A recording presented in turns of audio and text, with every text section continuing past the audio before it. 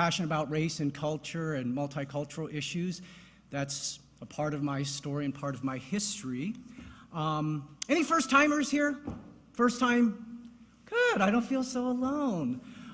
This is actually my first time here in Vermont. I wasn't sure what to expect when I got on the plane. I flew in from Seattle, connecting flight in Detroit, and then to Burlington, so it was like almost 8 hours. I was talking to the gentleman next to me, and I said, hey, you know, you grew up in Burlington, you're a longtime native, what should I expect? He asked me, what are you talking about? I said, oh, you know, I talk about diversity issues. So he said, correct me if I'm wrong, but I think Vermont might be the whitest state in the country. I said, is that right? And then a friend of mine, I Googled, and sure enough, Vermont, 96% white. And then I got a Google from a friend who lives out in Seattle, but he grew up in Boston, so he's very familiar with this area. And he texted me, hey, Sam, any POC out there? You guys know, who knows POC? Raise your hand. Okay, we run on acronyms these days, so POC, people of color. And I said, actually, there's a lot here in Burlington.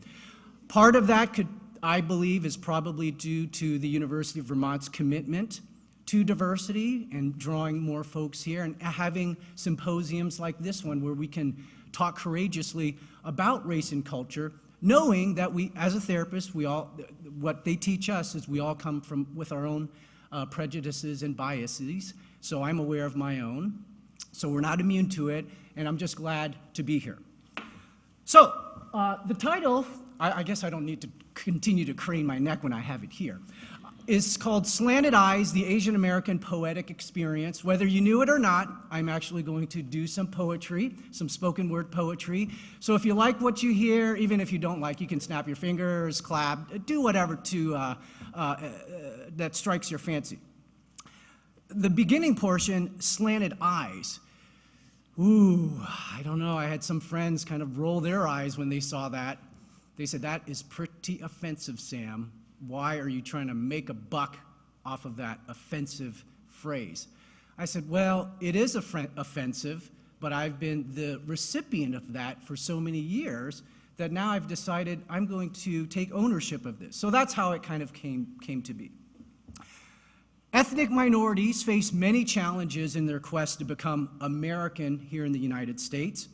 And for immigrants especially, issues such as assimilation, developing a new identity, finding a support system, learning a new language are long-standing facets they have to contend with. For myself, as far back as I can remember, being noticed as different was always there. Sometimes it was a stare, a look, but sometimes it was more blatant. They would call you chink, Jap, gook. You'd also hear the mocking of your language, xing chong chong, pushing back your eyelids, references to Bruce Lee, Kung Fu, every Asian caricature you can think of, I've heard it. And despite this, we're still trying to assimilate. But that begs the question, what is assimilation? What is American? Growing up, I thought I was assimilated. I have an American name. I knew English. I ate fast food. My favorite movies, Star Wars, Rocky, they made my hit list. We celebrated the holidays, Thanksgiving, exchanged gifts on Christmas, lit fireworks on the 4th of July. What more can you ask for? Heck, I even went to a Christian church. But no matter how assimilated I felt then, or even at times now, there are those who claim I'm not assimilated enough. Shocking, right? So I use this term Asian American, kind of just shorthand to describe how I see myself. But critics, since I write for Psychology Today, I read their posts and they say, you know, how can you call yourself Asian American, just be American, drop the hyphenated this or that. So they would consider those terms, whether Asian American, Muslim American, Jewish American, African American, an affront to our sense of patriotism, or their sense of patriotism. So they feel it's some form of dilution of how patriotic I am. And I'm told to really assimilate, I just need to drop all those ethnic associations. Ethnic clubs, professional organizations, just join white America, right? Just join. But I don't know what that means.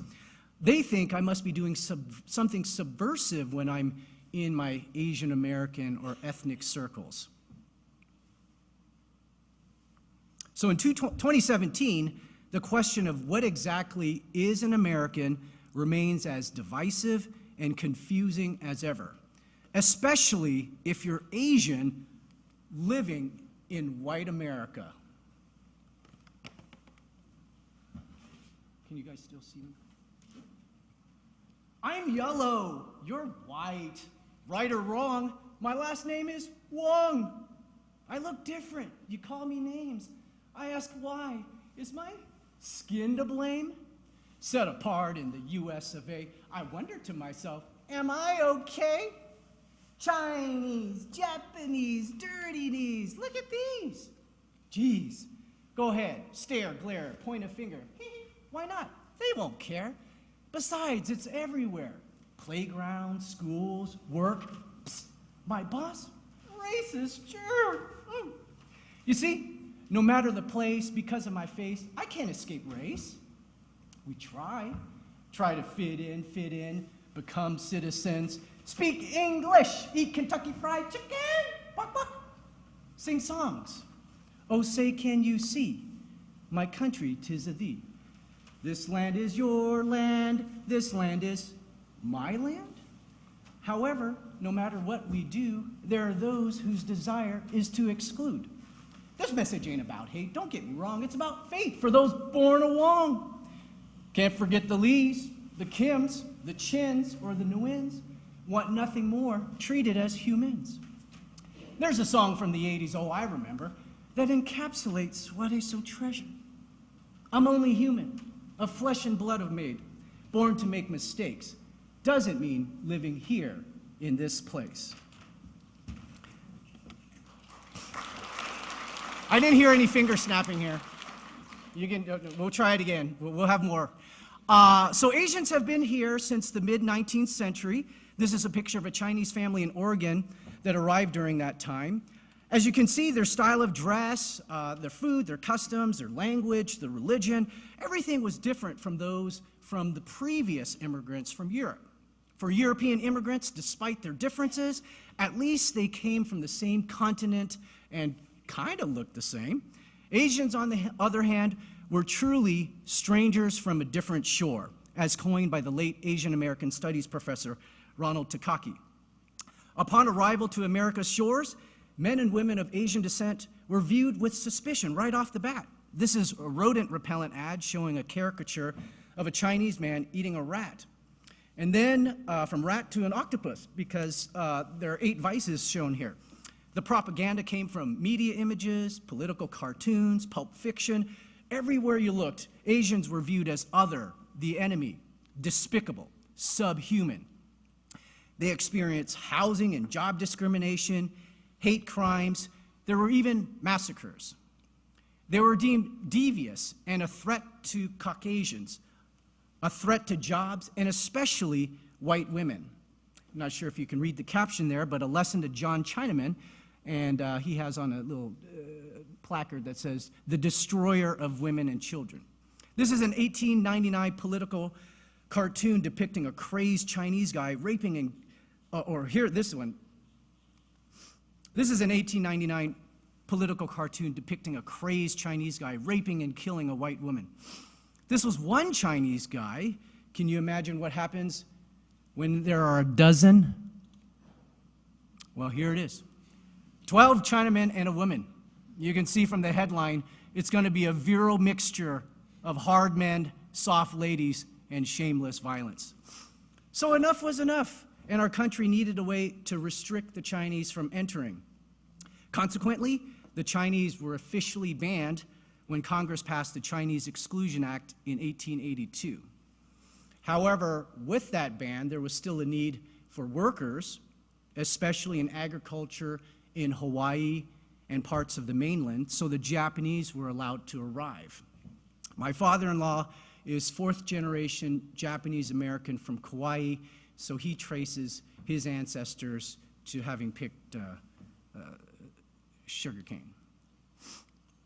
So not much later, women had to do the same thing, but they had to get dressed up in that Hawaiian heat. Not much later did racism against the Japanese also take root. During World War II, the fear and vitriol against the Japanese escalated on U.S. soil. Popeye got into the act. The hate messages were everywhere, even indoctrinated to children. You can see this illustration, up and down the West Coast, the Japanese are receiving a stick of TNT dynamite. Does anybody notice who the illustrator was? Yep, Dr. Seuss got caught up in the propaganda as well. Executive Order 9066, signed by Franklin Roosevelt, sent more than 110,000 Japanese to internment camps scattered across the U.S. This occurred despite the fact that more than 75% of the Japanese were American-born citizens. They lost businesses, homes, and property as our country saw them as the enemy. So when it came to the early Asians here in America, the message was clear. They were devious, cunning, untrustworthy, and diabolical.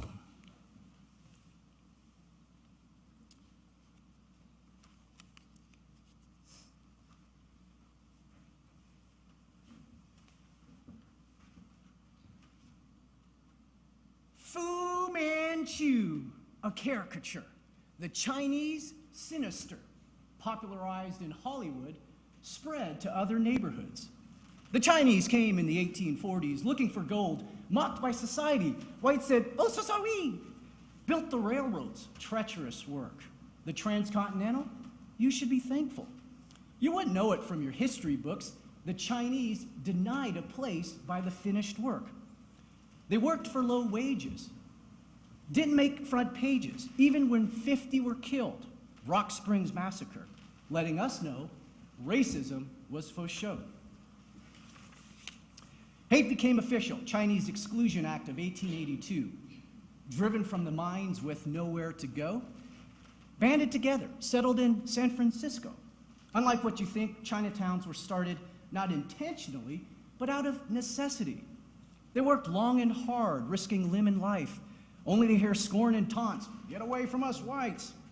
Settled in cities, building Chinese communities, protect themselves physically, preserve themselves culturally. With a ban on immigration, Chinese families not to be either died single or returned home across the sea. By that time, Chinese Exclusion Act lifted. By then, Chinese mostly decimated. Needing more workers, the U.S. agreed, it's time for more Asians. This time, let's try the Japanese. They were welcome to work under the broiling sun, picking pineapples, cutting sugarcane. You call that fun? Unlike the Chinese, the U.S. was gracious, letting picture brides enter. Families flourished for the Japanese. Quiet, deferential, respect for authority. Not much commotion until the day of infamy. December 7th, 1941. Kamikazes came, dropping bomb after bomb. Enough to send America to war. Whipped into a frenzy, racial hatred restored. Executive Order 9066, signed by Roosevelt to be the quick fix. Send the Japs, child and all, to internment camps, even in Arkansas. Round them up, get them there. They're not to be trusted with their crew-cut hair. Interned, betrayed by America, a country they called home. Frightened, fearful, and all alone. To prove their loyalty, men signed up to fight. The 442nd was like the Blacks of Tuskegee, an all-Japanese-American combat force helping America win the war. But back at home, racism endured. Trusting American Asians, still the bigger battle. Tensions remained very unsettled. The Japanese, by nature, calm and collected, didn't say much, moved on and tried to forget it. Growing up, I asked them, what happened?